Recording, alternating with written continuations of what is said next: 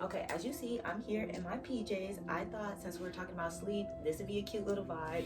It's festive, you feel me? I got the little Ugg slippers on, like it's a whole vibe. So get into your PJs and let's talk about sleep. Are you tired of tossing and turning? The melatonin is just not hitting the way it used to.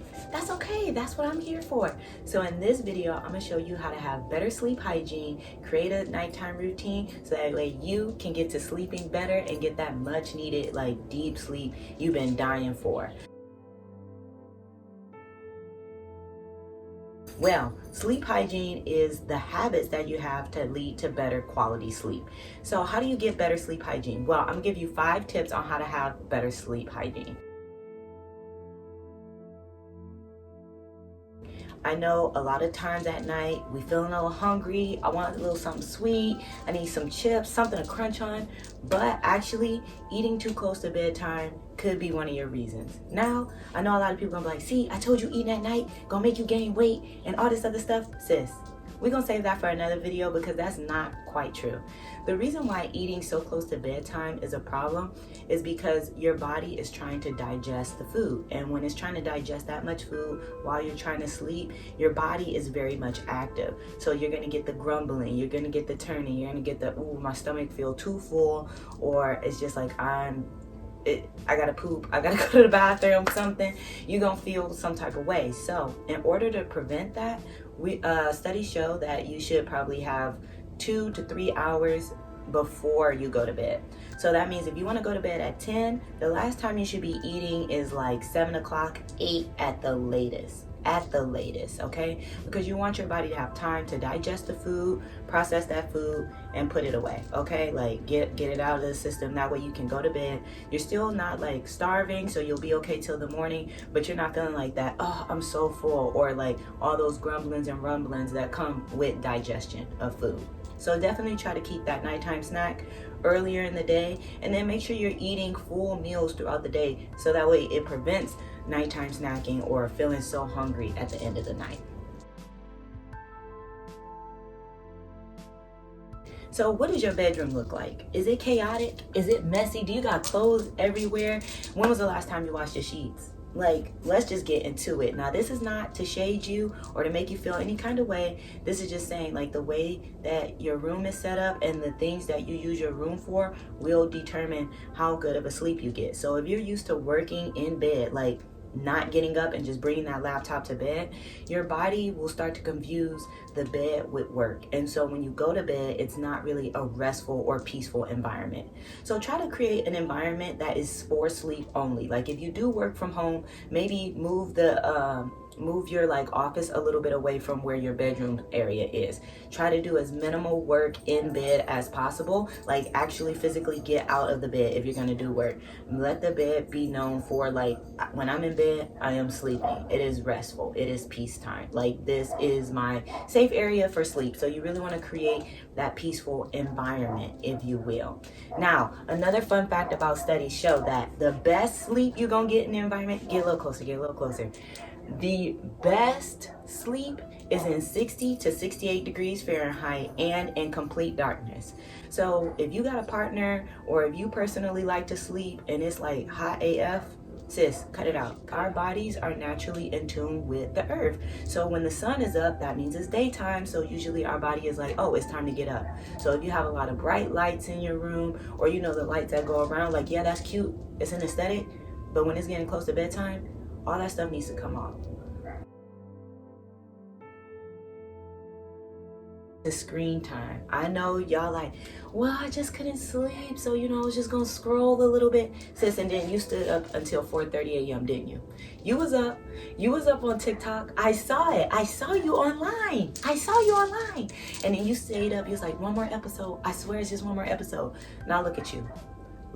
You watched the whole season, didn't you? You didn't just watch the whole season. You watched all of season 1, 2, 3, 4, and 5.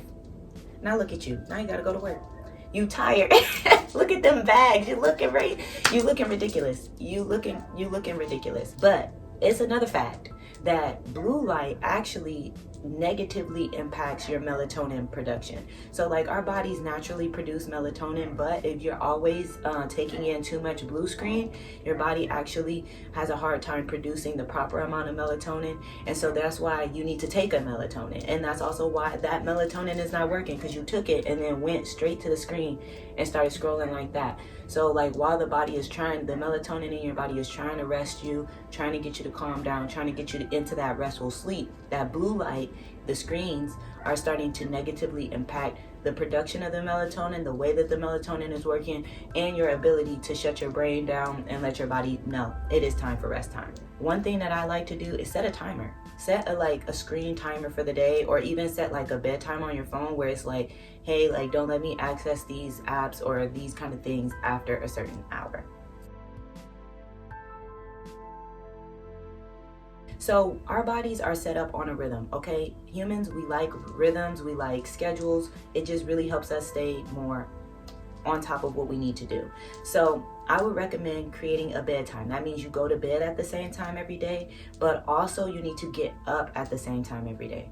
When you start going to bed and waking up at the same time every day, it helps your body's circadian rhythm flow naturally. But if you're like, I went to bed at 10 yesterday, 3 a.m. the next day, 4 a.m. the next day, 1 a.m. the next day, and then I went to bed at 6 p.m. the next day. Your body really doesn't know like when it should be up and when it should be asleep. So that's why like when you're laying down, even if you feel tired, you get that restless feeling like, I'm tired, I'm actually exhausted, but I just cannot fall asleep. So you need to have a set schedule. Like I always go to bed at this time and I always wake up at this time. Now I know on the weekend you want to sleep in, and that's fine. You can do that a little bit, but realistically you really do want to try to get that rest, like a set schedule. Remember, your body needs about like 7 to 8 hours of sleep. So realistically, you shouldn't really want to sleep in or need to sleep in if you got proper rest. You should feel like rejuvenated, energized, great in the morning when you wake up, even if it's on the weekend. Really set a nighttime routine. That way your body knows like, okay, when I start doing this stuff at this time, every time, I am getting ready for bed. So don't ask me anything. I'm not doing any more work. I'm starting not to watch any more TV now. Now my body is like, woosah, it is bedtime. I'm about to put that mask on and knock out, okay? It's done. I haven't had a bedtime routine since I was a little kid, so I don't even know how to do that. Sis, I got you. So in this second half of the video, I'm about to tell you how to create your very own bedtime routine as an adult. And honestly, you can engage in this with your kids too, and your kids will love it, because then your kids are doing it, you're going to bed, everybody's going to bed at the same time. Like the household is going to sleep. You know what I'm saying? A lot of the time when we want to stay up is because we don't want to miss out on something. Like, oh wait, I don't want to miss that next episode, or oh, what is somebody posting, or so and so is on live. Like, you got to let all of that go, let go of that FOMO, and be like, you know what I really am going to be afraid of? Waking up tired. You know what I'm really afraid of? Not getting a good night's sleep.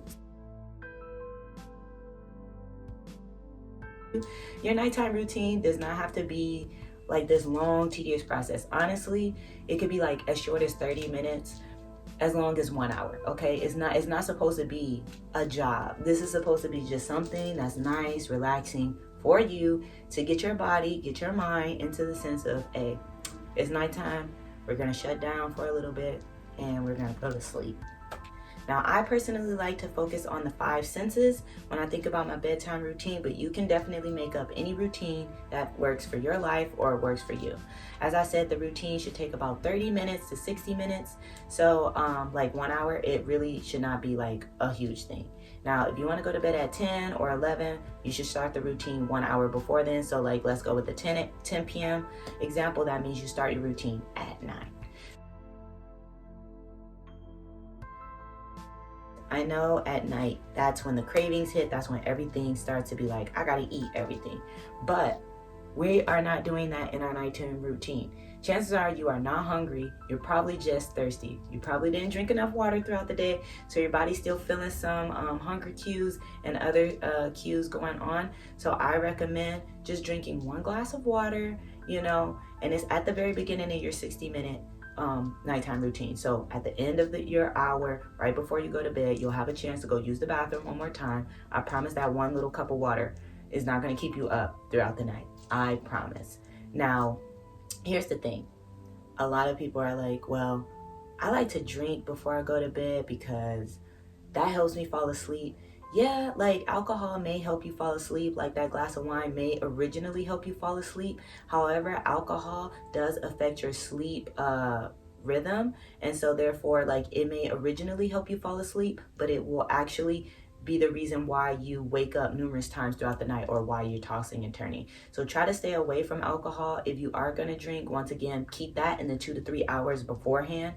If you really need something other than water, I recommend tea. I personally like a chamomile or a lavender. It's just really soothing, smells really good, makes me think of nighttime, bath time, just like calm energy. So I'll drink 1 cup of tea as I'm doing my nighttime routine.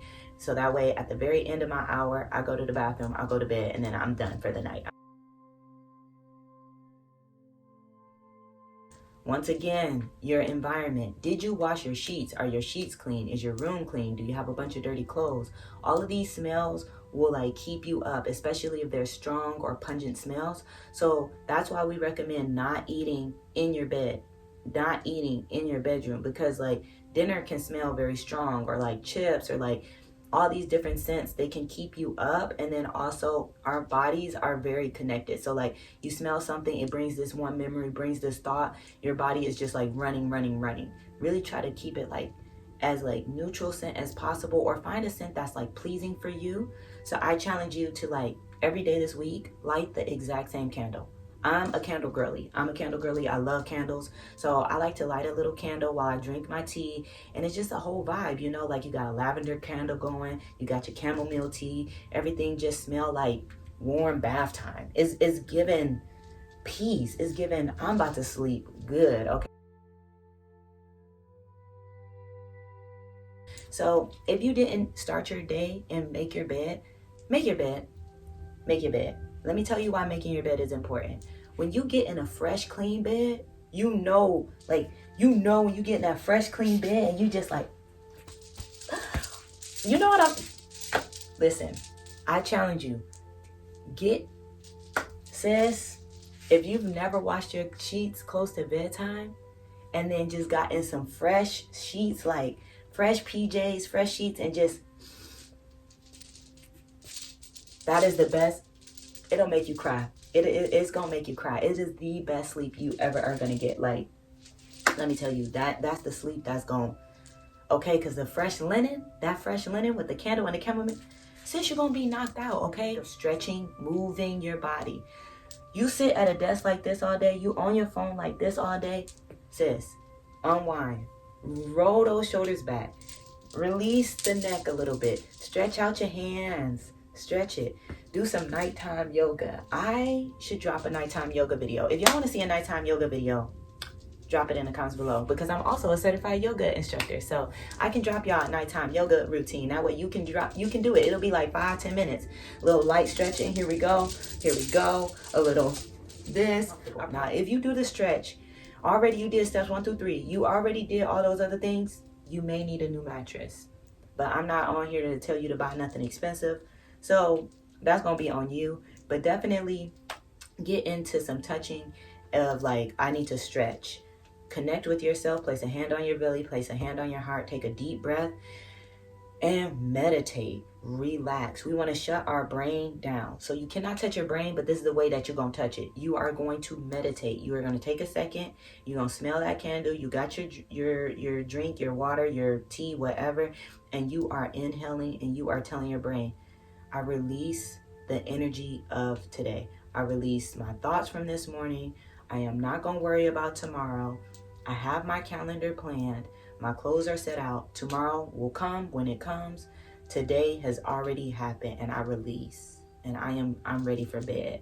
You got to slow down that mind. You got to slow down your body, and you got to come back to yourself and say, I did the best that I could. And if I didn't do the best I could, I'm going to do better tomorrow. And just let it go. Because you staying up all night worrying, thinking about something that already happened. One, it already happened. So you worrying about it or thinking about it is done. As much as it may hurt, As much as it may be frustrating or whatever, the past is the past. It is done.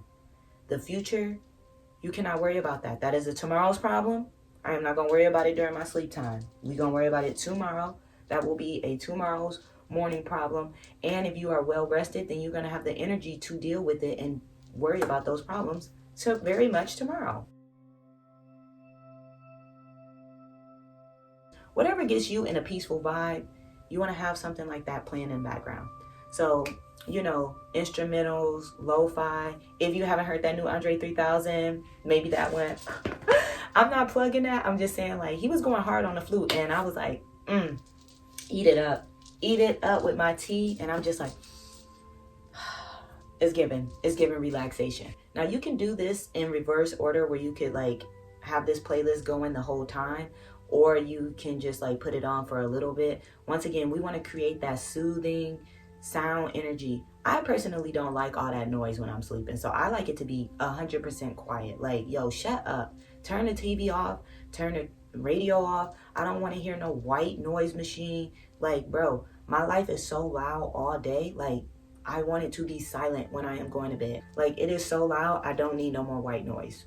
I just want it to be complete silent, serial killer level quiet.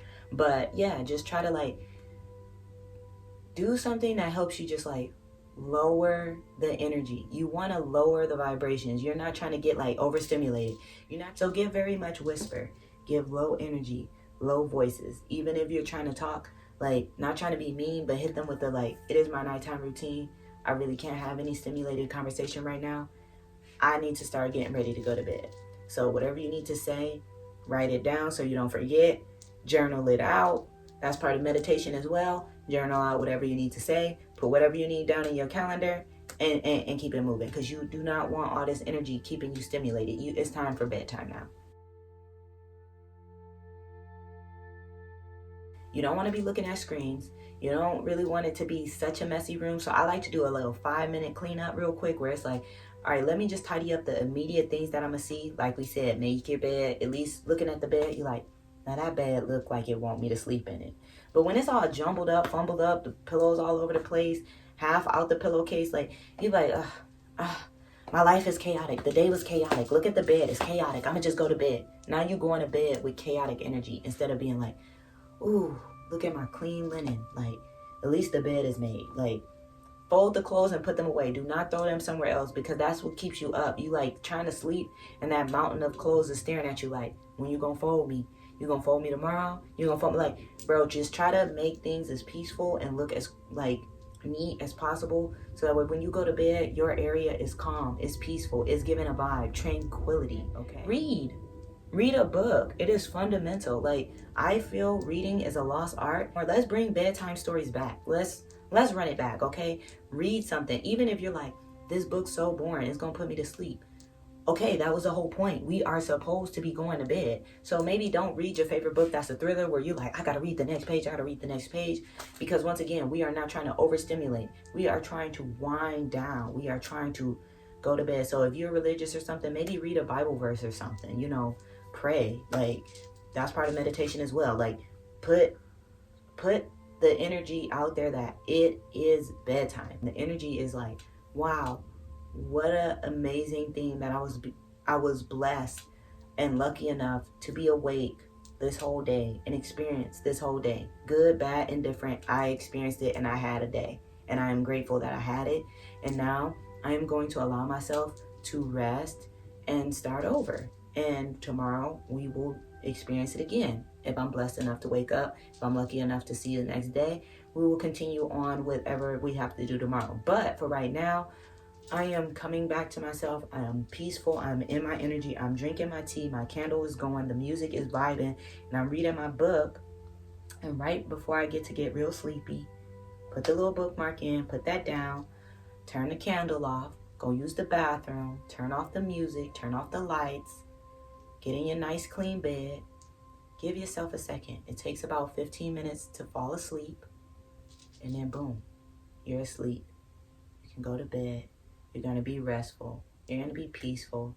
And I hope these tips worked. Let me know if the nighttime routine worked for you. Let me know if your sleep feels better. Let me know how your sleep hygiene goes. Once again, let me know if you would like me to drop down that 5-minute, 10-minute nighttime stretch routine down. I can do that for y'all. Put on some cozy PJs that make you feel good. Make sure they're clean, they smell good.